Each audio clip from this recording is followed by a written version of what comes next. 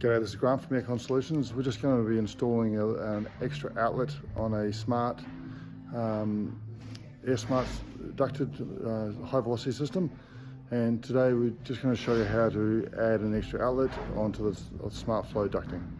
Let's get into it. So I've already run the duct in. It's always imperative that we have nice big open sweeping bends when we're doing the duct work. That applies to anything. Always going to try and have nice open bends. So we're just going to use the hole saw. And when you're using the hole saw, instead of running it forwards with the teeth that cut, running it backwards. When we use the hole saw, we want to run it backwards because it doesn't actually cut the SmartFlow ducting edge as much if you run the saw teeth backwards. If you run it forward, the teeth actually cut and pull on the fibres. Run it backwards is less so. So we've already cut the hole out. And what we've done is we've taken our pop, we overlay it on top of the duct, and we cut around and we cut off the outside edge of the SmartFlow.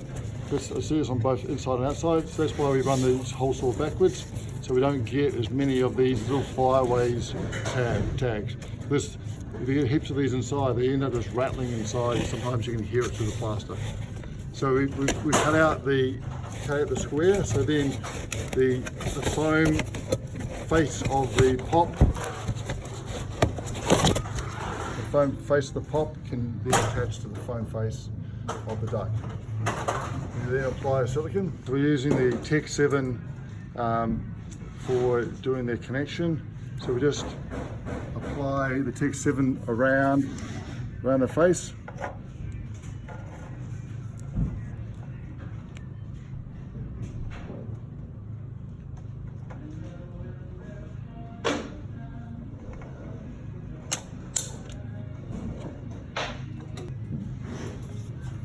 Alright, so we take the pop, we run this, we attach it on, we centralise it to the cutout.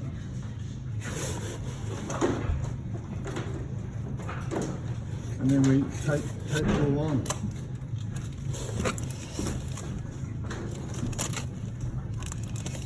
Sealing it all into place. That's how we add in an extra grill onto your duct. Thanks.